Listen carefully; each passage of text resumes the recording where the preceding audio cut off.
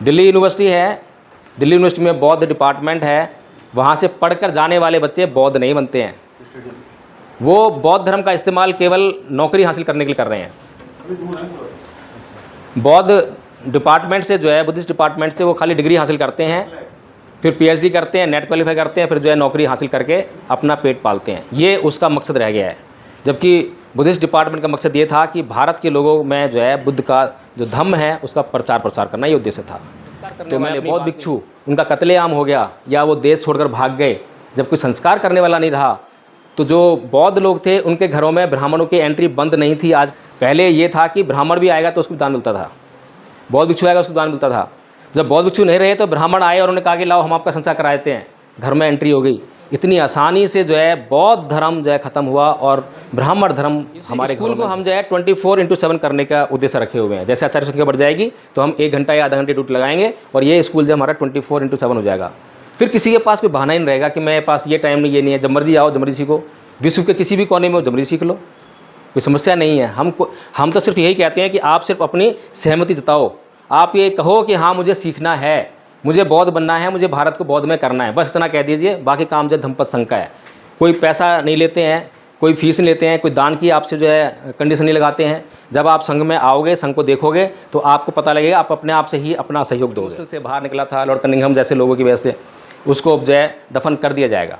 कल मैं सर से चर्चा कर रहा था कि अगर ये अहि छत्र का क्षेत्र है, चाहे हमारे स्तूप हैं या हमारे बुद्ध विहार हैं, अभी एक बुद्ध विहार बन रहा है, चंद्रमणि बुद्ध विहार आपके इलाके में जो है, कोई भी बुद्ध विहार हो, बनाइए, बहुत आलीशान बनाइए, लेकिन अगर बौद्ध नहीं रहेंगे तो क्या होगा उनका? हिंदू क्या उसको रहने देंगे? आपके जो है अफ़गानिस्तान में इतनी महान, इतनी बड़ी मूर्ति थी, चट्टानों काट कर बनाई गई थी। किसी समय पर पूरा अफ़गानिस्तान बौद्ध रहा होगा तो मूर्ति बन गई थी। जब वहाँ पर जो है बौद्ध नहीं रहे, जब वहाँ तालिबान आ गया, मुसलमान आ गए, तो उन्हें तोड़ दी। तो सबसे बड़ी और पहली शर्त इस बात की है कि हमें जो है इस देश में बौद्धों की संख्या बढ़ानी होगी। और बौद्धों की संख्या जो है कॉपी पेन लिखकर नाम लिखने से नहीं बढ़ेगी, आचरण को धारण करने से, धम्म को सीखने से। जितना हम धम्म को सीखेंगे उतना हम बढ़ा लेंगे। और धम्म को सीखने के लिए कोई हमें 24 घंटे नहीं लगाने हैं। 24 घंटे में से हम आधा घंटा, 15 मिनट रोज़ का या आधा घंटा एक हफ्ते में भी देंगे तो भी हम धम्म को बहुत अच्छी कहते हैं कि ये जो कायरता की बात कर रहा है, ये हमें कायर बना रहा है। आजकल का जो नवयुवक है, जो मरने मारने की बात करता है, वो ज़्यादा करता है। लेकिन वो अनाड़ी लोग हैं, अज्ञानी लोग हैं, जिन्होंने बिल्कुल भी धम्म का अध्ययन नहीं किया है। भगवान बुद्ध ने कभी भी अहिंसा परमो धर्म नहीं कहा, लेकिन लगातार जो है समाज में यह दुष्प्रचार किया जाता है कि भगवान बुद्ध का यह सिद्धांत है कि अहिंसा परमो धर्म। गलत है। भगवान बुद्ध का सिद्धांत है आचरण ही परमो धर्म, कि आचरण को आप जो है शुद्ध कीजिए, यही सबसे बड़ा धर्म है। अहिंसा जो है कब करनी चाहिए, क्या परिस्थितियां हैं, इन सबको भगवान बुद्ध का जो धम्म का अध्ययन करते हैं वो संस्कृति में कोई भी आदमी जो गेरुआ वस्त्र पहन लेता है वो सन्यासी हो जाता है, वो संत हो जाता है, महात्मा हो जाता है। लेकिन भगवान बुद्ध जो है धम्मपद में साफ साफ संकेत करते हैं कि योचे बंत कस्सावत सीले सुषमायितो उपेतो दम सच्चेन सैव कासम रहती। जो सील पर उपदिष्ट नहीं है, सत्य का आचरण करने वाला नहीं है, वह कासाय वस्त्र पहनने का अधिकारी नहीं है। आज हमें इस प्रदेश के मुख्यमंत्री कासाय वस्त्र दिखाई देते हैं, गेरुआ वस्त्र दिखाई देते हैं, लेकिन उनका आचरण जो है उसको धारण करने के योग्य नहीं है। इस प्रदेश की जनता ने अगर ये देख लिया होता, ये जान लिया होता, अगर ये ज्ञान इस प्रदेश जनता पर होता तो वो ऐसे व्यक्ति को कभी भी मुख्यमंत्री के तौर पर नहीं चुनती, किसी छोटा सा पद भी उसको जो है देने के लिए तैयार ना होती। लेकिन ये कारण ये है कि बौद्धों ने जो है इस बात का ना तो खुद ज्ञान लिया, ना इसका प्रचार किया। इस कारण से जो है उसने अनजाने में जो है अपने ऊपर जो है इस ऐसी विकृत मानसिकता के व्यक्ति को आकर जो है अपने ऊपर शासन करने के लिए आमंत्रित कर लिया है, जो लगातार उसका नुकसान किया जा रहा है। अभी जनता को पता नहीं। आपके सामने ऐसी संस्कृति है जो झूठ बोलती है, कल्पनाएं गढ़ती है, अंधश्रद्धा विश्वास की संस्कृति है। दूसरी तरफ आपके पास सत्य पर आधारित संस्कृति है। झूठ बोलने के लिए, झूठ को छुपाने के लिए आपको 100 झूठ बोलने पड़ते, बड़ी मेहनत करनी पड़ती है। लेकिन सत्य को बताने के लिए कोई मेहनत की नहीं करनी पड़ती, कोई लाग लपेट नहीं करनी पड़ती। लेकिन सत्य को बताने वाले लोग हों तभी तो। सत्य को बताने वाले लोग नहीं होते हैं, इसलिए झूठ अपना स्थान ले लेता है और समाज में जो झूठ का प्रचार प्रसार, उसके मरने के बाद उसके विचार को इस प्रकार से फैलाया कि आज पूरी दुनिया में कोई देश ऐसा नहीं है जहां उसके नाम से या उसकी विचारधारा से पार्टी ना हो। और सभी लगभग आधे दुनिया में जो है सरकारें बनी हैं। भारत के अंदर कई राज्यों में सरकार बनी है उसकी विचारधारा पर आधारित जो है। लेकिन बाबा साहेब का विचार जो इतना महत्वपूर्ण विचार है, कार्ल मार्क्स कहता है कि धर्म अफीम का नशा है और बाबा साहेब उसकी स्टेटमेंट को पढ़ के उसको जो है नकार देते हैं, रिजेक्ट कर देते हैं कि नहीं ये गलत स्टेटमेंट है। धर्म जो है मनुष्य के नैतिक जीवन का आधार है, और बाबा साहेब कहते हैं धर्म जो है मनुष्य के नैतिक जीवन के लिए बहुत ज़रूरी है। संविधान हमारे पास है, कानून हमारे पास है, वो हमारे निजी मामलों में दखल नहीं दे सकता। तो फिर अनुशासित कैसे होगा जीवन? मुझे नशा नहीं करना चाहिए, मुझे चोरी नहीं करनी चाहिए, मुझे कामाचार नहीं करना चाहिए, ये सब इसको कौन रोकेगा?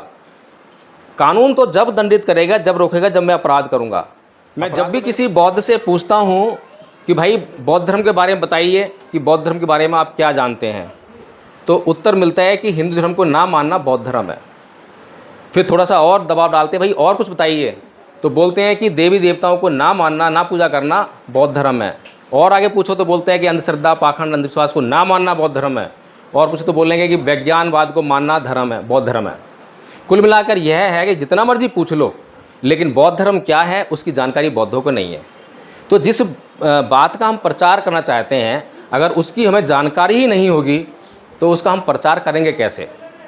बाबा साहेब की डेथ पर लाखों लोग उनके उसमें जा रहे हैं जनाजे में, लेकिन कार्ल मार्क्स उसके जनाजे में मात्र 14 लोग थे, और उन 14 लोगों ने उसके मरने के बाद उसके विचार को इस प्रकार से फैलाया कि आज पूरी दुनिया में कोई देश ऐसा नहीं है जहां उसके नाम से या उसकी विचारधारा से धर्म का जो पुरोहित वर्ग है, जिसे बौद्ध भिक्षु कहा जाता है, उसकी तरफ देखते हैं तो वो विलासितापूर्ण जीवन जीने में ही मशगूल है। उसको बौद्ध विहारों से बाहर निकलकर धर्म का प्रचार करने में कोई उसको जो है इंटरेस्ट नहीं है। बड़े खिन्न और दुखी मन से जो है बाबा साहेब को यह कहना पड़ता है 13 अक्टूबर को चंद्रमणि जी को कि मैं बुद्ध की शरण जाऊंगा, धम्म की शरण जाऊंगा, लेकिन संघ की शरण नहीं जाऊंगा, क्योंकि आजकल जो भिक्षु संघ है वो धम्म प्रचार नहीं कर रहा है।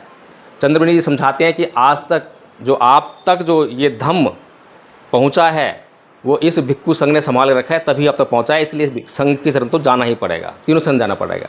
कन्विंस होते हैं वो तीनों शरण जाते हैं, लेकिन प्लानिंग करते हैं कि भारत को बौद्ध में कैसे करना है।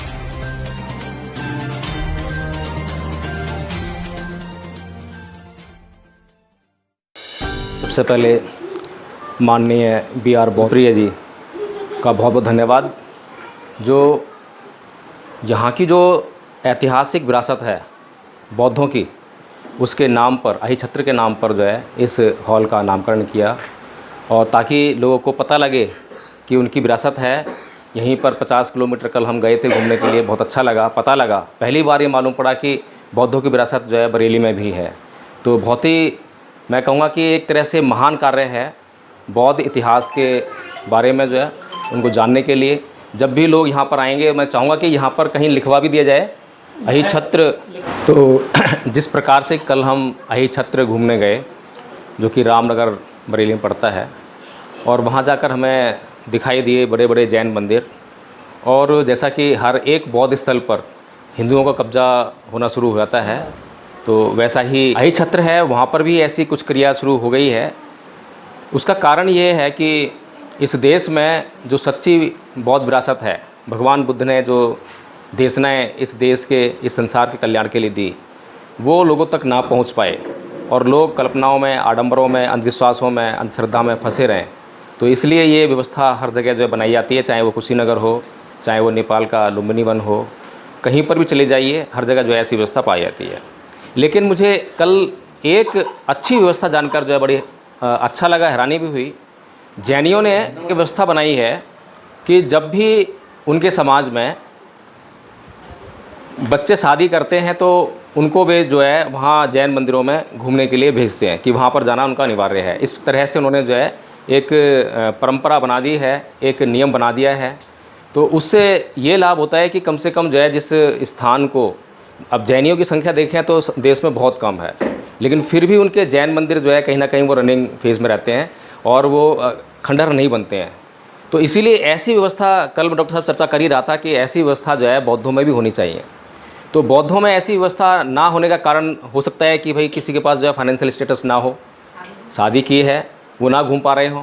लेकिन अगर हमारा बौद्ध उपासक संघ होगा तो ऐसी भी कोई समस्या नहीं आने वाली, और हम ये निश्चित कर सकते हैं कि हाँ, हर एक जोड़ा जो है जब भी उसकी शादी हो तो उसको जो है, अगर उसके पास पैसा नहीं है तो संघ जो है इकट्ठा करके पैसा उसको दे, जाइए घूम कर आइए, वहाँ पर जाना ज़रूरी है। तो जिस प्रकार से लॉर्ड कनिंघम ने बड़ी मेहनत से हिन स्वांग के द्वारा जो उसका यात्रा वृत्तांत है उसकी जांच करके उसको पढ़कर बड़ी मेहनत से उस क्षेत्र को खोद कर निकाला, वो लॉर्ड कनिंघम जिसका कि भारत से कोई संबंध नहीं था, जिसका कि बौद्ध विरासत से कोई संबंध नहीं था, जिसका कि इस देश के बहुजन से कोई संबंध नहीं था, लेकिन उसने जो है बिल्कुल सच्चाई से, निष्पक्षता से जो है उस इतिहास को निकाल कर भारत के लोगों के सामने रख दिया। और ये बौद्ध इतिहास है, तो बौद्धों का कर्तव्य बनता है कि उसको जो है संरक्षण दे, उसको संभाल के रखे। लेकिन प्रश्न ये उठता है कि उसको हम संभाल कर कैसे रखेंगे।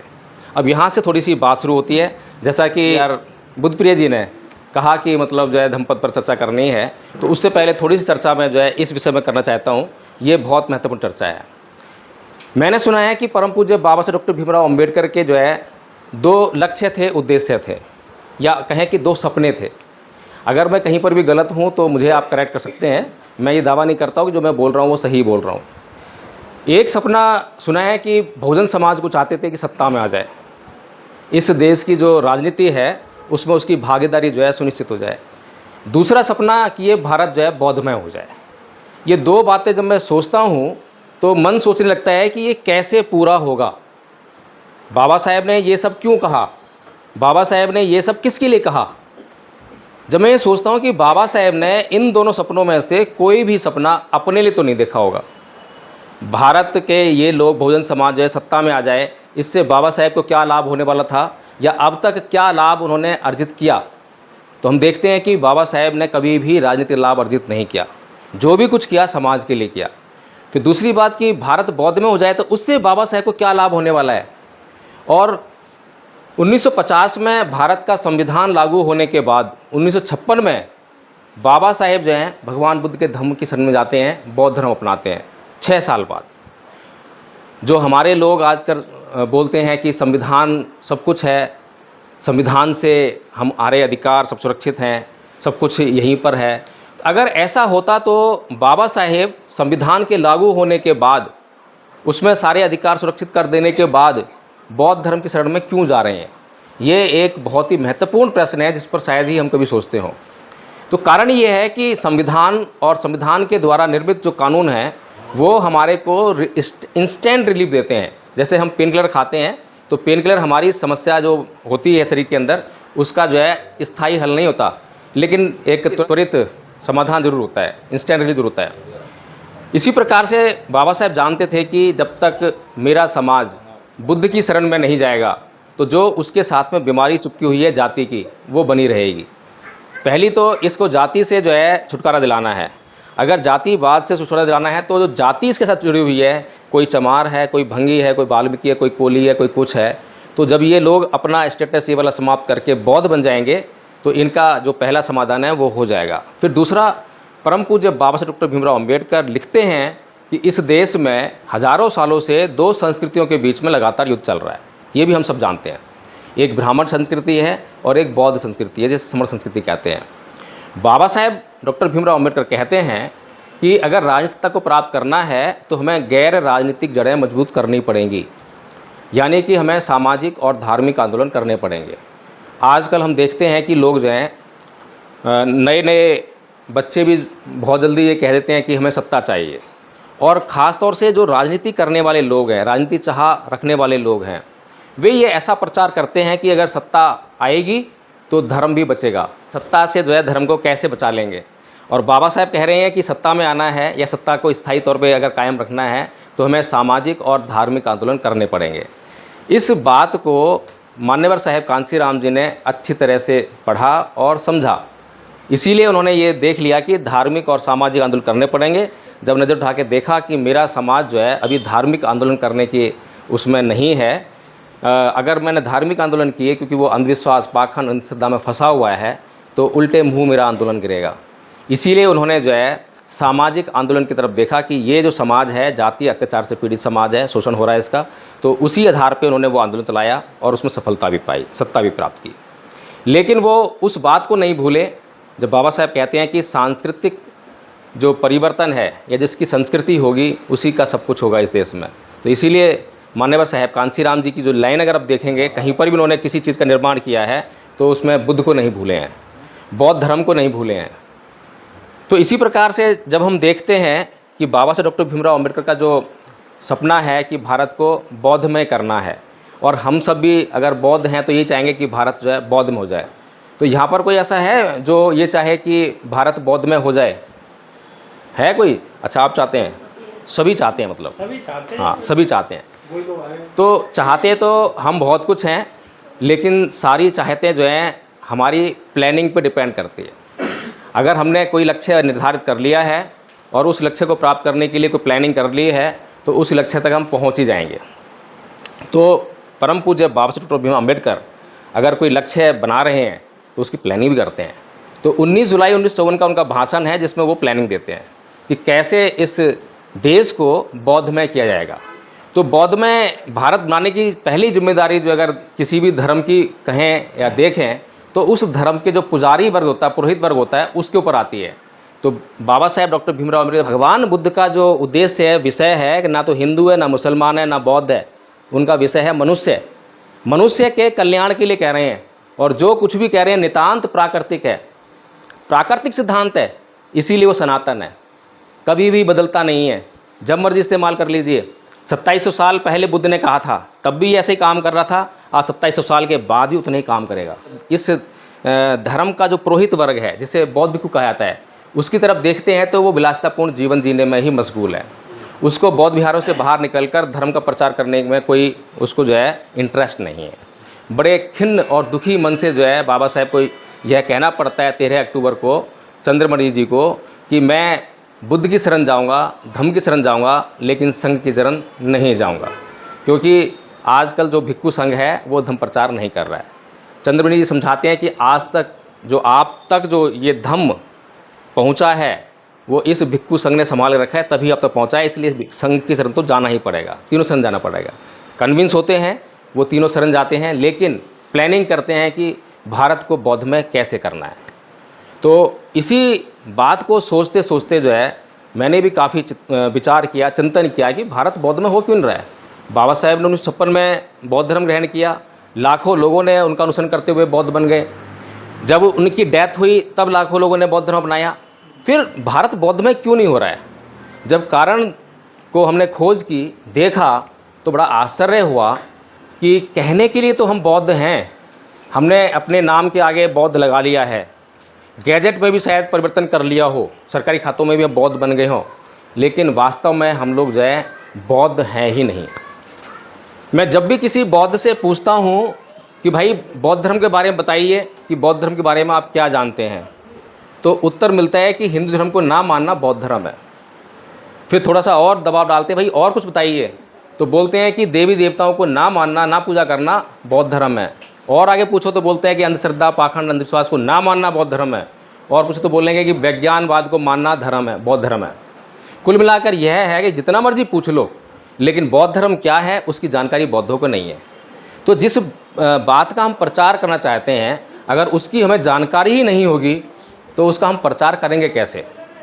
बाबा साहेब की डेथ पर लाखों लोग उनके उसमें जा रहे हैं जनाजे में, लेकिन कार्ल मार्क्स उसके जनाजे में मात्र 14 लोग थे, और उन 14 लोगों ने उसके मरने के बाद उसके विचार को इस प्रकार से फैलाया कि आज पूरी दुनिया में कोई देश ऐसा नहीं है जहां उसके नाम से या उसकी विचारधारा से पार्टी ना हो। लोगों ने उसके मरने के बाद उसके विचार को इस प्रकार से फैलाया कि आज पूरी दुनिया में कोई देश ऐसा नहीं है जहां उसके नाम से या उसकी विचारधारा से पार्टी ना हो। और सभी लगभग आधे दुनिया में जो है सरकारें बनी हैं, भारत के अंदर कई राज्यों में सरकार बनी है उसकी विचारधारा पर आधारित जो है। लेकिन बाबा साहेब का विचार जो इतना महत्वपूर्ण विचार है, कार्ल मार्क्स कहता है कि धर्म अफीम का नशा है, और बाबा साहेब उसकी स्टेटमेंट को पढ़ के उसको जो है नकार देते हैं, रिजेक्ट कर देते हैं कि नहीं, ये गलत स्टेटमेंट है। धर्म जो है मनुष्य के नैतिक जीवन का आधार है, और बाबा साहेब कहते हैं धर्म जो है मनुष्य के नैतिक जीवन के लिए बहुत ज़रूरी है। संविधान हमारे पास है, कानून हमारे पास है, वो हमारे निजी मामलों में दखल नहीं दे सकता। तो फिर अनुशासित कैसे होगा जीवन? मुझे नशा नहीं करना चाहिए, मुझे चोरी नहीं करनी चाहिए, मुझे कामाचार नहीं करना चाहिए, ये सब इसको कौन रोकेगा? कानून तो जब दंडित करेगा, जब रोकेगा जब मैं अपराध करूँगा। अपराध तो मेरे मन में चल रहा है, हर पल चल रहा है। तो इसीलिए परम पूज्य बाबा साहब डॉक्टर भीमराव अम्बेडकर इस समाज को सही दिशा में लेके जाना चाहते हैं। तो जैसे ही वो 1935 में 36 में जब धर्म छोड़ते हैं, हिंदू धर्म, कहते हैं कि मैं हिंदू धर्म पैदा हुआ लेकिन यह मेरे बस की बात नहीं थी, लेकिन मैं हिंदू धर्म में मरूंगा नहीं। उसके तुरंत बाद जो है धर्म नहीं चेंज कर लेते, नहीं अपना लेते, रिसर्च करते हैं, एक थोरो रिसर्च, क्योंकि मेरे पीछे लाखों की भीड़ आने वाली है। और थोरो रिसर्च के बाद इस निर्णय पर पहुँचते हैं कि बौद्ध धर्म ही शरण गमन के लिए सबसे उचित शरण है, और वो बौद्ध धर्म शरण जाते हैं। उससे पहले कितने प्रलोभन आते हैं आप सभी को पता है, मुस्लिम्स ने दिए, सिखों ने दिए, ईसाइयों ने दिए, लेकिन वो अपने समाज के लिए समर्पित थे, इसलिए समाज को किसी भी हालत में बेच नहीं सकते थे।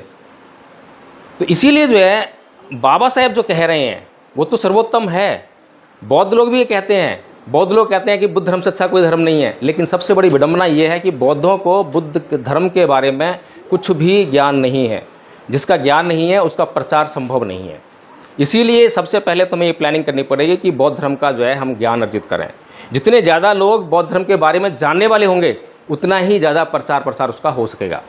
एक तरफ आपके सामने ऐसी संस्कृति है जो झूठ बोलती है, कल्पनाएं गढ़ती है, अंधश्रद्धा विश्वास की संस्कृति है। दूसरी तरफ आपके पास सत्य पर आधारित संस्कृति है। झूठ बोलने के लिए, झूठ को छुपाने के लिए आपको 100 झूठ बोलने पड़ते, बड़ी मेहनत करनी पड़ती है, लेकिन सत्य को बताने के लिए कोई मेहनत की नहीं करनी पड़ती, कोई लाग लपेट नहीं करनी पड़ती। लेकिन सत्य को बताने वाले लोग हों तभी तो, सत्य को बताने वाले लोग नहीं होते हैं, इसलिए झूठ अपना स्थान ले लेता है और समाज में जो झूठ का प्रचार प्रसार होने लगता है। इसी कारण से जो है हमने गौर किया कि भाई जो धार्मिक परिवर्तन जो हम कहते हैं कि धर्म परिवर्तन कर लिया, ये धर्म परिवर्तन है क्या। इसको जब हम समझते हैं तो हमने ये खोज की, निकाला कि इसमें जो है सांस्कृतिक परिवर्तन की ज़रूरत है। धर्म परिवर्तन कहना आसान है, लेकिन धर्म परिवर्तन असली रूप में देखना है तो वो सांस्कृतिक परिवर्तन में बदलना ही चाहिए। सांस्कृतिक परिवर्तन करने के लिए 3 स्टेप जो हैं बहुत ज़रूरी हैं। पहला कदम होता है प्रतीकों का परिवर्तन, जैसे कि मूर्तियाँ, तस्वीरें, झंडा, बुद्ध विहार, मंदिर वगैरह जो है ये प्रतीक हैं जिनको देखने से मालूम पड़ जाता है कि यह व्यक्ति ईसाई है, हिंदू है, बौद्ध है या मुसलमान है। तो अभी प्रतीकों के मामले में हम लोग जो हैं अधकचरा बने हुए हैं। हमने कुछ परिवर्तन तो कर लिया है, घर में जो तस्वीरें थी वो चेंज कर ली हैं, बाबा साहेब की आ गई है, बुद्ध की आ गई है, ज्योतिबा फुले जी की आ गई हैं, लेकिन अभी हमारी महिलाओं के ऊपर जो है वो प्रतीक लगे हुए हैं। जैसे कि सामने मैडम बैठी हुई हैं, तो इनको देखने से जो है यही लगेगा कि हिंदू महिला है, प्रतीक है ना। सिंदूर, गले में मंगलसूत्र, हाथ में चूड़ियाँ, जो कि हिंदू धर्म ये कहता है कि ये सुहाग की निशानी है, लेकिन बुद्ध जो है स्त्री और पुरुष में इस प्रकार का भेद नहीं करते हैं। अगर किसी स्त्री के लिए शादी के बाद उसका ये दिखाया जाना बहुत ज़रूरी है कि वो शादीशुदा है, तो पुरुष के लिए भी बुद्ध ऐसा ही नियम बनाएंगे। अगर ऐसा नियम नहीं बनाया जाता तो बुद्ध जो है स्त्री को कभी भी ऐसे नियम में नहीं बांधेंगे। तो सीधी सी बात है, जो भेदभाव की संस्कृति है वो बुद्ध संस्कृति नहीं है, बौद्ध संस्कृति नहीं है, वो केवल और केवल जो हमारे दिमागों पे आज कब्जा किए हुए है वो संस्कृति है जिससे हमें निजात पानी है।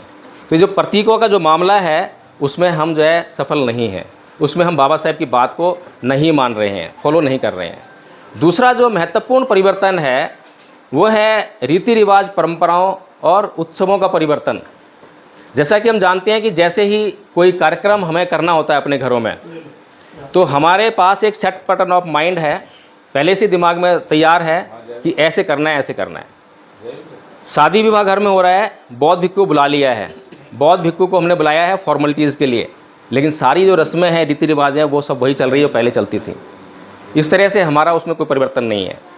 उत्सवों में परिवर्तन कर लिया है हमने, हिंदू जो उत्सव थे उनको मनाना छोड़ दिया है, लेकिन अभी भी हम जो है जो बौद्ध उत्सव हैं उनकी तरफ नहीं बढ़े हैं, उनकी जानकारी ही नहीं है। उपोषण जो है उसकी जानकारी नहीं है, पवाना विधि क्या होती है उसकी जानकारी नहीं है, बौद्ध भिक्षु कैसा आचरण करते हैं उसकी जानकारी नहीं है। जब जानकारी नहीं है तो हम कैसे पता लगाएंगे कि कौन भिक्षु है और कौन भिक्षु नहीं है। कोई भी चीवर पहन के आएगा और हम उसके पैरों में लेट जाते हैं। ये संस्कृति जो है उधर की संस्कृति है, इधर की संस्कृति नहीं है। तो इस तरह से एक भिक्षु से ये अपेक्षा की जाती है कि वह कभी भी किसी भी कंडीशन में हिंसा नहीं करेगा, क्योंकि उसके पास इतना मादा पैदा हो जाता है कि वह हिंसक से हिंसक जीव को अपनी मैत्री के द्वारा, अपने करुणा के द्वारा जीत सकता है। और भगवान बुद्ध और उनका भिक्षु संघ जो है ये हमारे सामने एक उदाहरण के तौर पे पेश कर सकते हैं उसको हम कभी भी। भगवान बुद्ध ने अपने पूरे जीवन में कभी भी हिंसा नहीं की, और हिंसक से हिंसक प्राणी उनके सामने आए और उनको जो अपनी करुणा से, अपनी मैत्री से जीत लिया। लेकिन उपासक संघ के लिए उन्होंने ऐसा कोई नहीं कहा है कि इसको कभी भी हिंसा नहीं करनी है। ये जैनों का सिद्धांत है। जैनी कहते हैं कि हिंसा बिल्कुल नहीं करनी है, किसी भी उसमें नहीं करनी है। तो कुल मिलाकर यही है कि भगवान बुद्ध का जो धम्म है वो नितांत व्यवहारिक है, प्रैक्टिकल अप्रोच लिए हुए है। लेकिन समस्या ये है कि हम बौद्ध लोग जो हैं भगवान बुद्ध के धम्म के बारे में जानते ही नहीं हैं।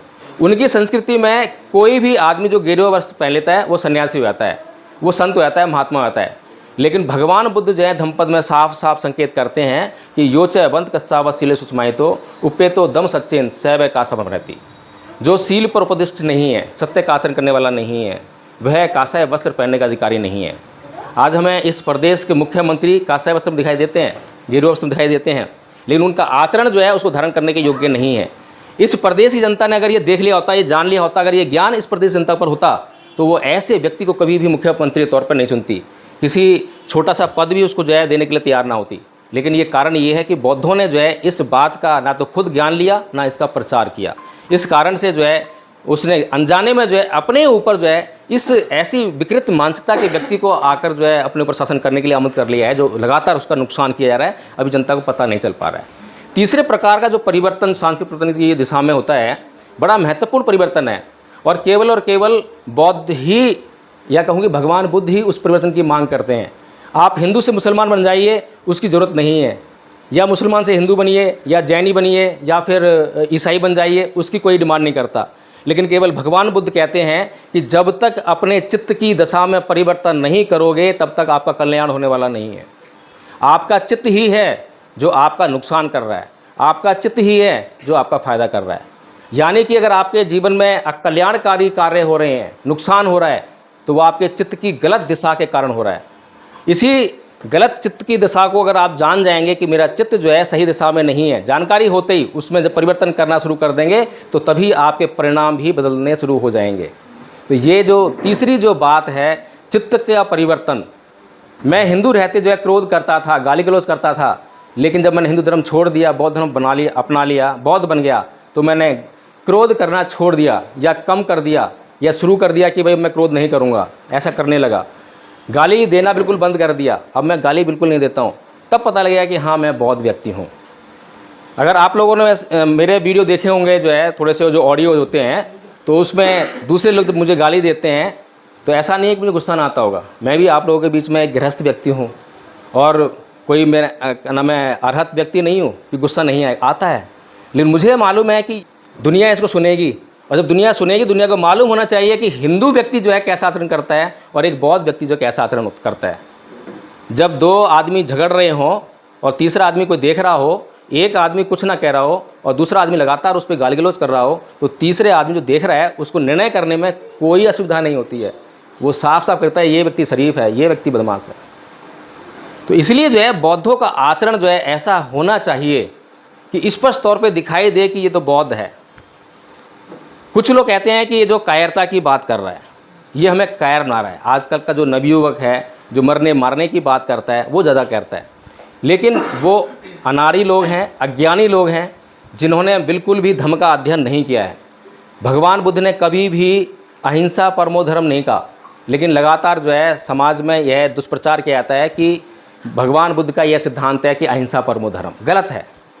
भगवान बुद्ध का सिद्धांत है आचरण ही परमो धर्म, कि आचरण को आप जो है शुद्ध कीजिए, यही सबसे बड़ा धर्म है। अहिंसा जो है कब करनी चाहिए, क्या परिस्थितियां हैं, इन सब को भगवान बुद्ध का जो धम्म का अध्ययन करते हैं वो अच्छी तरह से जानते हैं। भगवान बुद्ध ने इसीलिए जो है परिस्थितियों के हिसाब से दो संघ बनाए। एक संघ बनाया स्पष्ट रूप से, दूसरा अपने आप बनता है। उन्होंने भिक्खु संघ बनाया, उसके जो नियम हैं, भिक्षुओं के 227 नियम हैं और भिक्षुणियों के लिए 311 नियम है। और दूसरी तरफ जो उपासक संघ है उसके लिए आप जानते हैं पंचशील है, अष्टशील है, उपोषद का जो होता है। तो भगवान बुद्ध की जो है दोनों संघ, ये दोनों जो वर्ग हैं, उनसे अलग अलग अपेक्षाएं हैं। क्योंकि एक व्यक्ति जब गृहस्थ जीवन छोड़ता है, सन्यासी जीवन अपनाता है, एक परिव्राजक बन जाता है, तो उसका उद्देश्य केवल और केवल निर्वाण प्राप्त करना होता है। और निर्वाण को प्राप्त करने के लिए उसको अपने चित्त को बिल्कुल शुद्ध करना होता है। उसके पास कोई काम नहीं है, उसे कोई फैक्ट्री चलाने नहीं जाना, नौकरी पर नहीं जाना। तो उसके लिए जो निर्वाण प्राप्त करने का जो मार्ग है वो बड़ा सुलभ है, आसान है। तो वो अपने चित्त को जो है परिशुद्ध कर सकता है। वो दिन रात जो है उसी में लगा रहता है, दिन रात साधना करेगा, विपස්සना करेगा, और जो कुछ भी ज्ञान वहाँ से अर्जित करता है उसको समाज में बांटने का काम करता है। तो इस तरह से एक भिक्षु से ये अपेक्षा की जाती है कि वह कभी भी किसी भी कंडीशन में हिंसा नहीं करेगा। क्योंकि उसके पास इतना मादा पैदा हो जाता है कि वह हिंसक से हिंसक जीव को अपनी मैत्री के द्वारा, अपने करुणा के द्वारा जीत सकता है। और भगवान बुद्ध और उनका भिक्खु संघ जो है, ये हमारे सामने एक उदाहरण के तौर पे पेश कर सकते हैं उसको हम कभी भी। भगवान बुद्ध ने अपने पूरे जीवन में कभी भी हिंसा नहीं की, और हिंसक से हिंसक प्राणी उनके सामने आए और उनको जो अपनी करुणा से, अपनी मैत्री से जीत लिया। लेकिन उपासक संघ के लिए उन्होंने ऐसा कोई नहीं कहा है कि इसको कभी भी हिंसा नहीं करनी है। ये जैनों का सिद्धांत है। जैनी कहते हैं कि हिंसा बिल्कुल नहीं करनी है, किसी भी उसमें नहीं करनी है। तो कुल मिलाकर यही है कि भगवान बुद्ध का जो धम्म है वो नितांत व्यवहारिक है, प्रैक्टिकल अप्रोच लिए हुए है। लेकिन समस्या ये है कि हम बौद्ध लोग जो हैं भगवान बुद्ध के धम्म के बारे में जानते ही नहीं हैं कि भगवान बुद्ध का धम्म जो है कितना कल्याणकारी है। अगर हम भगवान बुद्ध के बारे में कुछ भी जानकारियाँ, बेसिक जानकारियाँ भी अगर जान जाएंगे तो उसके बारे में हम समाज में जाकर चर्चा करने लग जाएंगे। अभी भी चर्चा करते हैं, ऐसा नहीं चर्चा नहीं करते। अभी भी हम जब क्या नाम है कोई दवाई खाते हैं, किसी ने हमें दवाई सजेस्ट कर दी कि भाई हमें जो है पीठ में बहुत दर्द हो रहा है, दवाई सजेस्ट की, दवाई खा ली और पीठ का दर्द बिल्कुल ठीक हो गया। उसके बाद क्या करते हैं हम? उसके बाद जब किसी और को पीठ में दर्द होता है, तुरंत तपाक से बोलते हैं अरे भाई ये वाली दवाई ले ले, बड़ा आरामदायक, बड़े इंटरेस्ट के साथ बोलते हैं। उसमें ना तो हमारी कोई ड्यूटी है, ना में कोई तनख्वाह मिल रही है, ना कुछ ऐसा मोटिवेशन मिल रहा है, लेकिन फिर भी हम जब तपाक से बोलते हैं, ये हमारी आदतों में शामिल है। तो ऐसे ही जब हमें हमारे धम्म से, धम्म के आचरण से जब लाभ होने लगेगा, तो ऐसे ही हम समाज को बताने लगेंगे। अभी बताते हैं, बहुत से लोग विपස්සना करके आते हैं, जिनको विपස්සना से फ़ायदा होता है तो सबको गाते रहते हैं। तो ऐसे ही जो भगवान बुद्ध के धम्म में क्या क्या तत्व हैं उनकी हमें जानकारी होगी, कैसे समता में रहना है, किस तरीके से हम समता के द्वारा जो है मैत्री को हासिल कर सकते हैं, करुणा को हासिल कर सकते हैं। जब इसकी जानकारी होगी तो हम उसको बताने का प्रयास करें, चर्चाएं जब उसकी होने लगेंगी। उदाहरण के लिए धम्मपद में कुछ गाथाएं ऐसी हैं जिनको हम अगर जान जाएं तो हमारे जीवन में तो बिल्कुल अमूलचूल परिवर्तन हो ही जाता है। उदाहरण के लिए धम्मपद में कहा गया है कि अकोच्छी मंग अवधि मंग अजीनी मंग आहासी में ये चतंग उपनहंती वीरंग तेसंग न सम्मति। उसने मुझे मारा, उसने मुझे पीटा, उसने मेरा सब कुछ लूट लिया, उसने जीत लिया। इस प्रकार की जो बातें अपने मन में बनाए रखते हैं उनका वैर कभी शांत नहीं होता। अब बताइए, ये जो बात भगवान बुद्ध कह रहे हैं ये किस पर लागू होती है और किस पर लागू नहीं होती है? कोई भी मनुष्य इनकार कर सकता है क्या इस बात से? हम लोग इनकार कर सकते हैं क्या? कोई मुसलमान यहाँ बैठा हो उससे पूछो, कोई ईसाई बैठा हो, क्योंकि भगवान बुद्ध का जो उद्देश्य है, विषय है कि ना तो हिंदू है, ना मुसलमान है, ना बौद्ध है, उनका विषय है मनुष्य। मनुष्य के कल्याण के लिए कह रहे हैं, और जो कुछ भी कह रहे हैं नितांत प्राकृतिक है, प्राकृतिक सिद्धांत है, इसीलिए वो सनातन है, कभी भी बदलता नहीं है। जब मर्जी इस्तेमाल कर लीजिए। 2700 साल पहले बुद्ध ने कहा था, तब भी ऐसे ही काम कर रहा था, आज 2700 साल के बाद भी उतना ही काम करेगा। ये समझ गए? उन्होंने ये बताया था हमें कि मैं बौद्ध हूँ, और हमने उनको बताया था कि अगर आप बौद्ध हैं तो ये गाथा है, बौद्धों की है, भगवान बुद्ध की देशना है, भगवान बुद्ध का आदेश है आपके जीवन के लिए। तो अगर वो बौद्ध हैं तो उस गाथा से कैसे इनकार कर सकते हैं? कैसे फिर वो क्रोध कर सकते हैं? कैसे वो मन में जो उन बातों को बनाए रख सकते हैं? तो इसलिए जो है भगवान बुद्ध का जो धम्म है, भगवान बुद्ध की जो देशनाएँ हैं, हमारे जीवन में कितना कल्याण कर सकती हैं। और जब हमारे जीवन में कल्याण करेंगी तो हम अड़ोसी को बताएंगे, पड़ोसी को बताएंगे। ऐसे ही हमारे जीवन में एक बहुत ज़्यादा व्यवहार करने वाली जो बीमारी है कि हम हमेशा दूसरों की तरफ देखते हैं, उसने मुझे मारा, उसने मुझे गाली दी, उसने मेरा सब कुछ ये जो है ख़राब कर रखा है, सारा कसूर उसका ही है।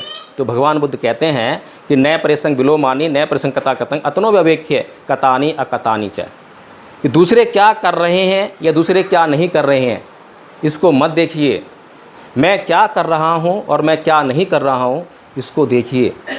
क्योंकि इस समाज का, इस संसार का निर्माण हमारे भीतर से हो रहा है, बाहर से नहीं हो रहा है, ये भीतर से हो रहा है। ये सारा संसार जो हम देख रहे हैं, ये ईंट पत्थर, ये मकान, ये लोगों का व्यवहार, ये सब जो है हमारे भीतर से ही निकल रहा है। जैसे हम होंगे वैसे ही हमें बाहर दिखाई देगा। एक बार ऐसे ही जो है भगवान बुद्ध से जो है एक उदाहरण मिलता है हमें, जो है कि एक व्यक्ति अगर किसी जंगल में जाए जहाँ पर कि कांटे कांटे हों, और वो ये कहे कि पूरे जंगल में जो है, पूरी पृथ्वी पर चरम बिछा दो ताकि ये कांटे मुझे ना चुभें, तो बड़ी मूर्खतापूर्ण बात होगी। लेकिन वहीं एक अक्लमंद व्यक्ति क्या करता है कि उस चरम का एक छोटा सा जूता बनाता है और उसको पहनकर पूरी पृथ्वी पर विचरण कर सकता है। तो वो चरम और वो जो जूता है वो क्या है, इसको समझने वाली बात है। जो पूरी दुनिया में चरम बिछाने वाली बात है वो ये कहता है कि सभी लोगों का व्यवहार सही कर दो ताकि मैं कहीं सुखी से रह सकूं। कोई भी व्यक्ति जो है दुस्सील वाला ना हो, सभी व्यक्ति अच्छे व्यवहार करने वाले हों, ताकि मैं कहीं भी विचरण कर सकूं। भगवान बुद्ध कहते हैं ये संसार दुस्सील प्राणियों से भरा पड़ा है, जहाँ जाओगे वहीं दुस्सील प्राणी मिलेंगे। इसीलिए अपने आप को जयशीलवन बना लो, अपना व्यवहार नियमित कर लो, संयत कर लोगे तो कहीं भी विचरोगे, कहीं कोई समस्या नहीं है। हिंसक लोगों के बीच में जाओगे तब भी कोई समस्या नहीं है, गाली गलौज करने वालों में जाओगे तब भी कोई समस्या नहीं है। लेकिन अगर आपने अपने आप को सुधार लिया, अपने आप को संयमित कर लिया, तो इस तरह से भगवान बुद्ध का जो धम्म है वो बहुत ही महत्वपूर्ण है। लेकिन उसकी जानकारी जो है बौद्धों को नहीं है, इसलिए ये सब जो है अनर्थ हो रहा है। और हम बार बार कहते हैं कि भारत को बौद्ध में कर देंगे, भारत को बौद्ध में कर देंगे। कहाँ बढ़ रहे हैं? 70 साल हो चुके हैं, कहाँ पहुँचे बताइए मुझे। कितने बौद्ध बन गए हैं? बौद्ध बने हैं या बौद्ध घटे हैं? लेकिन लगातार इस देश में हिंदू संस्कृति अपना पैर जमाई जा रही है। वो लगातार जो है, अब बौद्ध जो इतिहास है उस बड़ी मुश्किल से बाहर निकला था लॉर्ड कनिंघम जैसे लोगों की वजह से, उसको जो है दफन कर दिया जाएगा। कल मैं सर से चर्चा कर रहा था कि अगर ये अहिछत्र का क्षेत्र है, चाहे हमारे स्तूप हैं या हमारे बुद्ध विहार हैं, अभी एक बुद्ध विहार बन रहा है, चंद्रमणि बुद्ध विहार आपके इलाके में जो है, कोई भी बुद्ध विहार हो, बनाइए, बहुत आलीशान बनाइए। लेकिन अगर बौद्ध नहीं रहेंगे तो क्या होगा उनका? हिंदू क्या उसको रहने देंगे?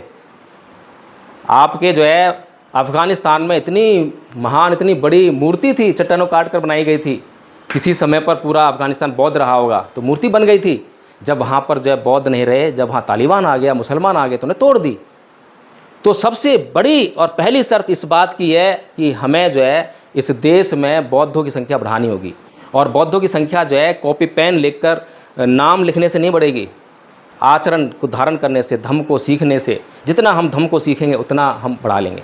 और धम्म को सीखने के लिए कोई हमें 24 घंटे नहीं लगाने हैं।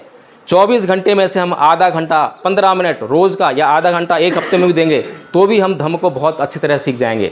इसीलिए एक धम्मपद संघ का निर्माण किया और धम्मपद संघ के भीतर जो है विश्व अशांति निवारण स्कूल शुरू किया। और उसमें जो है 3 वर्ष का हमने जो है कोर्स बनाया। प्रथम वर्ष का कोर्स, द्वितीय वर्ष का कोर्स और तृतीय वर्ष का कोर्स। और सबसे बड़ी उसमें सुविधा ये है कि हमने अपने आप को अडामेंट नहीं किया। ये नहीं कहा कि हमने कोर्स बना लिया है तो इसमें परिवर्तन नहीं हो सकता। कोई भी विद्वान साथी आता है, कहता है, सजेस्ट करता है कि नहीं इसमें ये और ऐड कर दीजिए, वो कहता है कि नहीं इसमें से ये डिलीट कर दीजिए। संघ उसका निर्णय लेगा, मैं कुछ नहीं करता हूँ। संघ बैठेगा, संघ की कमेटी बैठेगी, वो कहती निर्णय लेगी आराम से बैठ के कि हाँ ऐसा ठीक है तो वो मान लिया जाएगा, ऐसा ठीक नहीं है तो नहीं माना जाएगा। तो इस तरह से जो 3 वर्ष का जो कोर्स बनाया है, प्रथम वर्ष का कोर्स बहुत ही मामूली कोर्स है, बेसिक कोर्स की हर किसी बौद्ध को उतना तो धम्म पता होना ही चाहिए। तो जो बौद्ध लोग हैं वो जानते हैं खमायाचना, शीलयाचना, नमन, तिसण, पंचशील, धम्मपालन गाथा, धम्मपद की पहली 5 गाथाएँ। धम्मपद की पहली 5 गाथाएँ मैं आपको बता दूँ बहुत आसान है, बहुत ही अच्छी हैं और जीवन कल्याण करने वाली हैं। अगर वो 5 गाथाएँ भी हम याद कर लें तो धम्म के ऊपर कम से कम घंटा 2 घंटा ही हम देशना कहीं दे सकते हैं। पहली गाथा में कहती है कि मनोपबंगमा धम्मा मनोसिट्ठा मनोमया मनसा च पदुठेन भासती वा करोति वा तो नंग दुख मन वेत्ति चक्कंग वैतो पदंग। मन ही सभी प्रवृत्तियों का गुआ है, मन से ही सारी चीज़ें शुरू होती हैं। ये सारा संसार मनोमय है। कोई भी अगर दुखी मन से कोई बात करता है तो दुख उसका पीछा उसी प्रकार करता है जैसे कि बैल है, उसके पैरों का पीछा गाड़ी के पहिए करते हैं। गाथा दुख की बात करती है, दूसरी बात सुख की बात करती है कि अगर मन में जो है सुख है, कोई परेशानी नहीं है, तो कोई भी व्यक्ति जो है बुरा कर्म नहीं कर पाएगा। हमारे मन में जब प्रसन्नता होती है तो हम कभी भी गाली नहीं देते हैं। कभी गाली दी है किसी ने? प्रसन्न मन हो, जब मन खुशी हो तो किसी को गाली करता हो, क्रोध करता हो? कभी नहीं होता। तो दूसरी गाथा और पहली गाथा जो है मन की बात करती है, पहली दूसरी गाथाएँ हैं। और भगवान बुद्ध जो है 2700 साल पहले जो कह रहे हैं, आज वैज्ञानिक उसको जो है तमाम इक्विपमेंट का साधन का प्रयोग करते हुए ये बताते हैं कि लॉ ऑफ अट्रैक्शन का सिद्धांत, यानी जो मन में सोचोगे वही हासिल करोगे। वही चीज़ तो है। भगवान बुद्ध 2700 साल पहले ना उनके पास इक्विपमेंट कोई नहीं है, कोई साधन नहीं है जिससे वो प्रयोग करके जो है वो बता सकें कि ऐसा करना चाहिए। सिर्फ अपने जो है प्रज्ञा के बल पर वो बताते हैं और वो बात आज 2700 साल बाद भी उतनी ही उपयुक्त दिखाई देती है। ऐसी कोई चीज़ हमारे आस पड़ोस में नहीं है, ऐसा कोई भी हमारे जीवन में काम नहीं हुआ जो पहले हमारे मन में ना आया हो। सबसे पहले हमारे मन में आता है, फिर वो जो है आगे व्यवहार में आता है। तो इस तरह से जो है जो पहली 2 गाथाएँ हैं हमारा बहुत अच्छा मार्गदर्शन करती हैं, धम्म का आधार है। और पूरे धम्मपद को आप पढ़ेंगे 423 गाथाएँ हैं। हर एक गाथा में भगवान बुद्ध बस चित्त को संभालने की बात कर रहे हैं, चित्त चित्त चित्त। तीसरी गाथा आपके सामने मैंने पढ़ी थी, कोचिंग वाली जो है, कितनी महत्वपूर्ण गाथा है। चौथी गाथा उसकी उलट है, ये बग्गू की गाथाएँ हैं। 5वीं गाथा बड़ी महत्वपूर्ण है। ना ही वेरेन वेरानी समन अवेरन च समंती ऐस धमो सनतनो, कि वैर से कभी वैर शांत नहीं होता, अवैर से ही वैर शांत होता है। अभी जिस संस्कृति के प्रभाव में हम हैं, हमें पता भी नहीं है कि हम किस संस्कृति के प्रभाव में हैं, पता ही नहीं है। अब ईंट का जवाब पत्थर से दो, ये संस्कृति किसकी है? बौद्ध संस्कृति तो नहीं है। साम दाम दंड भेद, ये भी बौद्ध संस्कृति नहीं है। बुद्ध तो कह रहे हैं कि कोई तुम्हें गाली देता है तो तुम गाली देकर कभी उसको शांत नहीं कर सकते, ये तो कह रहे हैं बुद्ध ये कह रहे हैं। तो कौन से कितने बौद्ध हैं जो इस बात का आचरण करते हैं? सवाल यही तो लगता है ना। अगर ऐसा करने वाले लोग हैं तो उन्हें बौद्ध कहा जा सकता है। अगर कोई ब्राह्मण भी इस तरह का आचरण कर रहा है तो बौद्ध ही कहलाएगा, वो उसको हिंदू नहीं कहेंगे, क्योंकि हिंदू संस्कृति तो उसमें तत्व नहीं है। लेकिन सारे बौद्ध जो हैं जब इस बात का आचरण नहीं कर रहे हैं और उस संस्कृति का आचरण कर रहे हैं तो उनको बौद्ध नहीं कहा जा सकता। वो देखने में लगते हैं बौद्ध हैं, लेकिन भीतर से जो है हिंदू संस्कृति उनके अंदर कूट कूट के रोम रोम में भरी पड़ी है। आखिर ये सब जो है आचरण कहाँ से आ रहा है, कहाँ से सीख रहे हैं हम? क्या हिंदू पुजारी या कोई हिंदू ब्राह्मण हमारे घर में आता है, हमें सिखाता है कि तुम्हें क्रोध करना है, तुम्हें गाली देनी है? ऐसा करता है क्या कोई? नहीं करता। फिर कहाँ से आ रही है? हमारे बच्चे को हमने कभी सिखाया ही नहीं कि क्रोध करो, फिर क्रोध कहाँ से आ गया? सबसे पहले उस बच्चे ने अपने माँ बाप को क्रोध करते हुए देखा होगा, वहीं से क्रोध आया उसके अंदर। फिर आस पड़ोस में कहीं उसने क्रोध करते देखा होगा, स्कूल गया होगा, कॉलेज गया होगा। हमारे समाज में, हमारे वातावरण में ये सारी जो है जो चित्त की विकार हैं सारे मौजूद हैं, इसलिए हमारे चित्त में ऑटोमेटिकली आ जाते हैं। अगर यही चीज़ें माँ बाप अगर कभी क्रोध ना करने वाले हों और बच्चे को हमेशा गलती करने पर जो है अहिंसात्मक तरीके से ही, प्रेम से ही, प्यार से ही समझाने वाले हों, तो मैं ये समझता हूँ कि बच्चे के चित्त का निर्माण भी उसी दिशा में होगा। तो इसीलिए कहा बुद्ध ने कि ये जो संसार का निर्माण जो है हमारे भीतर से हो रहा है, बाहर से भीतर नहीं आ रहा है, भीतर से बाहर जा रहा है। तो ये जो कुछ बातें थीं जो कि धम्मपद संघ जो है इन बातों को समझ रहा है, सोच रहा है और ये जान रहा है कि आज वर्तमान, चाहे हमारे समाज की बात हो, चाहे इस देश की बात हो, चाहे पूरे संसार की बात हो, सबकी जो समस्या एक ही है, वो है अशांति। और अशांति को दूर करने के लिए हम जो है शांति खोज में जाते हैं। जैसा कि भगवान बुद्ध से पहले जितने भी लोग ऋषि मुनि तपस्या करते थे तो उनका उद्देश्य रहता था कि मुझे शांति प्राप्त करनी है, मुझे सुख प्राप्त करना है, मुझे अप्सराएं चाहिए, मुझे स्वर्ग चाहिए। इन्हीं की खोज में जो है वो ऋषि मुनि तपस्या करते थे। लेकिन पहली बार बुद्ध ऐसे व्यक्ति थे जो न तो सुख की खोज में गए, न स्वर्ग की लालसा में गए, वो दुख की खोज में गए। संसार के बिल्कुल उलट। संसार ने कभी सोचा ही नहीं दुख की खोज में जाएगा क्या, लेकिन बुद्ध दुख की खोज में गए। और पहले व्यक्ति थे जिन्होंने दुख को डिफाइन किया। अब तक जो सुख की खोज में लगे थे वो सुख को डिफाइन नहीं कर पा रहे थे कि सुख है क्या। अब जिस चीज़ को हम डिफाइन नहीं कर सकते उसको पाएंगे कैसे? इस कमरे में अगर मोबाइल रखा हो और किसी व्यक्ति को मोबाइल पता ही ना हो, कभी देखा ही ना हो, उसको बोलें कि भाई जाके मोबाइल ले आओ, गारंटी है कभी मोबाइल नहीं ला सकता। लेकिन उसको बाहर से बता दिया जाए कि मोबाइल ऐसा होता है, ऐसा होता है, तो आएगा, थोड़ी देर मोबाइल लेके चला जाएगा। तो इसीलिए भगवान बुद्ध ने पहले दुख को डिफाइन किया कि जाति पे दुखा, जरा पे दुखा, व्याधि पे दुखा, मणा पे दुखा, शोक प्रदीप दमनस्यु पाया साप पे दुखा। कि जन्म लेना दुख है, बुढ़ापा दुख है, रोग दुख है, मृत्यु दुख है। जिन चीज़ों को हम चाहते हैं वो नहीं मिलती है तो दुख होता है। प्रियजनों के बिछुड़ने पर दुख होता है, अप्रियजनों के मिलने पर दुख होता है। कुल मिलाकर 5 स्कंदों से निर्मित ये शरीर जो है दुखों का घर है। इस शरीर के कारण दुख मिल रहा है। और शरीर का निर्माण कैसे हो रहा है? तृष्णा से हो रहा है। तो ये सब बातें जो हैं जब भगवान बुद्ध ने जान ली, समझ लिया, तो उन्होंने जो है पहले दुख को डिफाइन किया, और दुख को डिफाइन किया तो उसका कारण पता लगाया। दुख है, दुख का कारण है, उसका निवारण है और उसका मार्ग है, वही तो अपनाया। लेकिन हम लोग क्या करते हैं? हम लोगों का जो जीवन है, हम लोगों का जीवन कैसे चलता है? हमारा जो जीवन जो है हैबिट से चलता है। हैबिट चलता है ना। हम सुबह उठते हैं और रात को सोते हैं, तो रात को सोते वक्त तक हम जो भी काम कर रहे हैं, क्या हम जागरूक होकर करते हैं या हैबिट से करते हैं? कैसे करते हैं? अधिकतम काम किससे करते हैं? हैबिट से करते हैं ना। साइकिल चलाना रोज़ तो सीखते नहीं है, खाना पकाना रोज़ तो सीखते नहीं है, गैस चलाना रोज़ तो सीखते नहीं है। पता भी नहीं चलता कब गैस जलाई हमने, पता भी नहीं चलता कब साइकिल चढ़े थे और कब कहाँ पहुँच गए। यानी कि हम 99.9 काम जो है बिल्कुल हैबिट से करते हैं। इसी हैबिट को संस्कृति कहते हैं। यही हैबिट, यही संस्कृति है। और जब हम इसको जो है जानना शुरू कर देते हैं, अपने ऊपर देखना शुरू कर देते हैं कि हम क्या कर रहे हैं, इसको जागरूकता कहते हैं। आर्य अष्टांगिक मार्ग का 7वां अंग है सम्मा सती। सतत जागरूकता रहना, हम क्या कर रहे हैं, हमने क्या खाया, हमने क्या पिया, हमने क्या किया। अभी किसी ने गाली दी, अभी मेरी हैबिट में है कि क्रोध करना, मैंने क्रोध कर दिया। लेकिन एक जागरूक व्यक्ति जो है क्रोध कर चुकने के बाद सोचता है कि मैंने क्रोध किया था, क्या रोक सकता था मैं उसको, क्या करना चाहिए था, अगली बार के लिए सोचता है कि मैं प्लानिंग करूँगा। लेकिन जो बेहोशी में जीने वाले लोग हैं, अपनी आदतों में जीने वाले लोग हैं, वो कभी सोचते भी नहीं हैं, वो कभी ये भी नहीं सोचते कि मैंने गाली दी तो अच्छा किया बुरा किया, और लगातार जीवन भर गाली देते रहते हैं। बहुत सारे लोग आपने देखे होंगे जो गाली दे की बात करते हैं, पता ही नहीं है, बेहोशी में जी रहे हैं। तो भगवान बुद्ध का जो धम्म है, इतना महत्वपूर्ण धम्म है, व्यवहारिक धम्म है, और ये छोटी छोटी बातें हैं, बहुत बड़े सिद्धांत नहीं है। मैं आप लोगों को उपवास रखने के लिए नहीं बोल रहा, मैं आप लोगों को कोई व्रत करने नहीं बोल रहा, कोई परंपरा का बहन करने नहीं बोल रहा। मैं तो अपने जीवन में रोज़ हम काम कर रहे हैं, उसको हम कैसे रेगुलेट कर सकते हैं, कैसे उसको और उत्तम कर सकते हैं, सिर्फ इतना ही आचरण करने कह रहे हैं।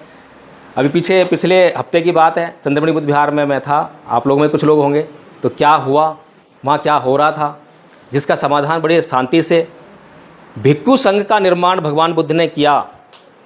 भगवान बुद्ध शास्ता हैं, लेकिन 11 साल के बाद जब भिक्षु संघ को विनय की जरूरत पड़ी, नियम बनाने की जरूरत पड़ी, तो भगवान बुद्ध एक एक नियम को जो है बता रहे हैं, भिक्षु संघ से पूछ रहे हैं कि क्या यह नियम बनाना चाहिए, क्या यह नियम नहीं बनाना चाहिए। शास्त्राएं तो खुद ही बोल देना ये नियम बन गया, ये नियम बन गया, नहीं कर रहे ऐसा, क्योंकि फिर लोकतांत्रिक स्वरूप नहीं रहेगा। तो भिक्षु संघ का हमारे पास उदाहरण है, शाक्य संघ का उदाहरण हमारे पास है, संसद बैठती उदाहरण हमारे पास है। संसद में जब झगड़ा फसाद होता है तो कोई निर्णय नहीं हो पाता, लेकिन जब लोग शांत मन से जो है चिंतन मन करते हैं तो बहुत सुंदर निर्णय होते हैं, बहुत अच्छे निर्णय होते हैं। तो ऐसा कौन सी समस्या है जो हम लोग बैठ कर जो है मिल बैठ कर सुलझा नहीं सकते, मत विभाजन से सुलझा नहीं सकते हैं। कई बार हो सकता है कि भाई मान लो 11 लोगों की कार्यकारिणी है, वहाँ पर कोई निर्णय गलत हो गया, लेकिन अगर वो लोग संगठित हैं तो अपने गलत निर्णय को भी सही साबित कर दिखा देंगे। और अगर वो लोग संगठित नहीं हैं तो चाहे कितना भी अच्छा निर्णय ले लें, उसको गलत ही करके दिखाएंगे। ये संघीय व्यवस्था के गुण हैं। तो इसीलिए धम्मपद संघ ने भी संघ का निर्माण किया है, और उसमें क्योंकि मैंने निर्माण किया, बनाया, उसको लोगों को जोड़ा, तो लोग मेरी बात को तवज्जो देते हैं, इसलिए मैंने उस कार्यकारिणी से अपने आप को अलग रख दिया। फिर ऐसा ना हो कि कभी कोई निर्णय ले रही हो कार्यकारिणी और मैं कुछ कह दूँ तो प्रभाव में आकर बस मेरी हाँ में हाँ मिला दें, ऐसा होता है। तो इसलिए मैंने अपने आप को अलग रख दिया कि भाई आप लोग निर्णय लो, आप लोग काम करो, मुझे बताओ कि क्या काम करना है, कहाँ जाना है, क्या करना है। और उसमें पद प्रतिष्ठा का कोई मामला नहीं है। 3 वर्ष के कोर्स आप बता दिए हैं। प्रथम वर्ष का कोर्स जो हमने ले प्रीचर्स का रखा है, जो बाबा साहब ने शब्द इस्तेमाल किया है, ले प्रीचर्स हमें बनाने पड़ेंगे, जिसका हिंदी अनुवाद करते हुए भारतीय बौद्ध महासभा ने बौद्धाचार्य बनाने का प्रयास किया। तो बौद्धाचार्य मतलब बौद्धों के आचार्य है, धम्माचार्य मतलब धम्म को सिखाने वाले, धम्म का आचार्य। तो हमने धम्माचार्य कंसेप्ट लिया। तो हमने प्रथम वर्ष के जो है अब तक 30 आचार्य बना चुके हैं। पिछले 11 महीने से वो प्रैक्टिस कर रहे हैं, दोनों बातें सीख भी रहे हैं, याद भी कर रहे हैं, और जीवन में कैसे करना चाहिए हमने पवाना विधि का भी उसमें इस्तेमाल किया है। हम हर हफ्ते बैठते हैं, पूछते हैं किससे क्या गलती हुई है, किसने क्या नियम तोड़ा है, रूल भी बनाए हैं हमने, जो है जो भी उल्लंघन करेगा उसको दंड भी दिया जाता है। बिल्कुल विशुद्ध रूप से चल रहे हैं। और संघ में जो लोग कभी कुछ बोलना नहीं जानते थे, अब बोलना सीख गए हैं, और गाथाएं भी याद कर ली, पूरा कोर्स उनको याद हो गया। आज 30 आचार्य बन गए, मैंने 5 बनाए थे, 5 ने मिलकर जो है 30 बना दिए हैं, और ये लगातार संख्या बढ़ती जा रही है। विश्व अशांति निवारण स्कूल के प्रथम वर्ष के स्कूल में जो है 100 से ऊपर स्टूडेंट्स आ चुके हैं। ये हमारा सिर्फ 1 साल का प्रोफाइल है, और इसकी संख्या लगातार बढ़ती जा रही है, क्योंकि लोगों को ये बात समझ में आ रही है कि हाँ यही एक तरीका है जिससे कि हम भारत को बौद्ध में कर सकते हैं, इसके अलावा दूसरा तरीका नहीं है। यही विश्व अशांति निवारण स्कूल जो है, जो हमारा 1 घंटा सुबह चलता था ऑनलाइन और 1 घंटा शाम को चलता था, ज़रूरत पड़ने पे हमने उसको एक्सटेंड कर दिया। रात को 9 से 10 था तो हमने 7 बजे शुरू कर दिया उसको, 7 बजे से रात को 11 बजे चलता है। सुबह 5:30 से 6:30 चलता था तो उसको एक्सटेंड करके 8 बजे तक कर दिया है। बीच में महिलाओं के लिए एक ग्रुप बना दिया है, तो बीच में महिलाएं अपनी मीटिंग लेती हैं 3 बजे 4 बजे, पता नहीं है क्योंकि आचार्य लोग काम कर रहे हैं उसमें। इस स्कूल को हम जो है 24/7 करने का उद्देश्य रखे हुए हैं। जैसे आचार्य संख्या बढ़ जाएगी तो हम 1 घंटा या आधा घंटे ड्यूटी लगाएंगे, और ये स्कूल जो हमारा 24/7 हो जाएगा। फिर किसी के पास कोई बहाना ही नहीं रहेगा कि मेरे पास ये टाइम नहीं, ये नहीं है, जब मर्जी आओ जब मर्जी सीखो। विश्व के किसी भी कोने में हो जब मर्जी सीख लो, कोई समस्या नहीं है। हम तो सिर्फ यही कहते हैं कि आप सिर्फ अपनी सहमति जताओ, आप ये कहो कि हाँ मुझे सीखना है, मुझे बौद्ध बनना है, मुझे भारत को बौद्ध में करना है, बस इतना कह दीजिए। बाकी काम जो धम्मपद संघ का है, कोई पैसा नहीं लेते हैं, कोई फीस नहीं लेते हैं, कोई दान की आपसे जो है कंडीशन नहीं लगाते हैं। जब आप संघ में आओगे, संघ को देखोगे तो आपको पता लगेगा, आप अपने आप से ही अपना सहयोग दोगे। ये अपने आप से जो है आपसी सहयोग की प्रक्रिया है। तो प्रथम वर्ष का कोर्स केवल 4 पेज का कोर्स है, मैं आप लोगों को दे दूंगा अभी जो है। और द्वितीय वर्ष का कोर्स है संस्कारकर्ता बनाने का कोर्स। परम पूज्य बाबा साहब डॉक्टर भीमराव अम्बेडकर जब भारत में बौद्ध धर्म के पतन पर चर्चा करते हैं तो वो कहते हैं कि इतना बड़ा विशाल बौद्धों का साम्राज्य, अफ़गानिस्तान, ईरान इतना फैला हुआ था, आज भी खंडहर मिल रहे हैं बौद्धों के, कहाँ गया बौद्ध धर्म, कैसे लुप्त हो गया एकदम से, ऐसा कैसे हुआ? तो वो कहते हैं कि जब संस्कार करने वाले बौद्ध भिक्षु, उनका कत्लेआम हो गया या वो देश छोड़कर भाग गए, जब कोई संस्कार करने वाला नहीं रहा, तो जो बौद्ध लोग थे उनके घरों में ब्राह्मणों की एंट्री बंद नहीं थी। आज की तरह हम पक्के नहीं थे कि मनुवाद अम्बेडकरवाद नहीं था। पहले ये था कि ब्राह्मण भी आएगा तो उसको दान मिलता था, बौद्ध भिक्षु आएगा उसको दान मिलता था। जब बौद्ध भिक्षु नहीं रहे तो ब्राह्मण आए और उन्होंने कहा कि लाओ हम आपका संस्कार करा देते हैं, घर में एंट्री हो गई। इतनी आसानी से जो है बौद्ध धर्म जो है ख़त्म हुआ और ब्राह्मण धर्म हमारे घरों में घुस गया। तो इसलिए जो है ऐसा फिर से ना हो तो हम सभी को संस्कार कराना भी आना चाहिए, ताकि हम बौद्ध भिक्षुओं के भरोसे ही ना बैठे रहें। संस्कार करना आएगा तो हमें जन्मदिन मनाना है, इतना खर्चा करना पड़ेगा, अपने संस्कार से हम उस जन्मदिन मना सकते हैं आराम से जो है। और इसमें जो है हम कभी भी बौद्ध भिक्षुओं के साथ में कॉन्फ्लिक्ट नहीं करते हैं, झगड़ा नहीं करते हैं कि, और हमारा उद्देश्य है बौद्ध भिक्षु होगा तो विद्वान होगा। हमारे संघ में भी कोई बौद्ध भिक्षु आता है तो हम उसको बौद्ध विद्वान है तभी लाएंगे, सील का आचरण करता है तो भी लेकर आएंगे, तभी आपके सामने दिखाएंगे उसको जो है, नहीं तो हम किसी बौद्ध भिक्षु बुलाते ही नहीं हैं। हमने आज तक कभी भी अपने कार्यक्रम में जो है जो आचरणहीन बौद्ध भिक्षु हैं, बार बार उनके कहने पर भी फ़ोन करके बोलते हैं कि मुझे आपके प्रोग्राम में आना है, मुझे बुलाइए, नहीं बुलाते, हम मना करते हैं साफ कि हमें आपको नहीं निमंत्रण देना है, नहीं बुलाना है। साफ सी बात है, हम लोगों को क्या मैसेज देने वाले हैं? अगर हम किसी गलत बौद्ध भिक्षु के साथ में खड़े हो गए तो समाज तो जानता नहीं है, समाज सोचेगा जय भीम पर खड़ा हुआ है, जय भीम पर जब कुछ जानता है यानी समर्थन कर रहा है। तो इसीलिए हम कभी भी ऐसे किसी बौद्ध भिक्षु का समर्थन नहीं कर सकते। फिर तीसरे वर्ष का जो कोर्स है हमारा वो है बौद्ध विद्वान बनाने का कोर्स। उसमें जो बौद्ध सिद्धांत हैं जिनकी जानकारी शायद बौद्धों को ना हो, प्रतिसमुत्पाद जिस चर्चा ही नहीं करता कोई भी बौद्ध नहीं करता कि है क्या, शून्यवाद नागार्जुन का जो है कोई नहीं जानता, अपोहोवाद कोई नहीं जानता। तो इस तरह से जो है तर्क वितर्क करना और डिबेट वगैरह करना ये आना चाहिए, जब ही आएगा जब बहुत अच्छी तरह से वो तैयारी होगी। तो इस तरह से जो है 3 वर्ष का कोर्स हमने तैयार किया है। अब तक हमारे 2 स्कूल शुरू हो चुके हैं, प्रथम वर्ष का और द्वितीय वर्ष का। तीसरे वर्ष के लिए अभी हमारे पास तैयारी नहीं हुई है, तो इसलिए स्कूल शुरू नहीं हो पाया है।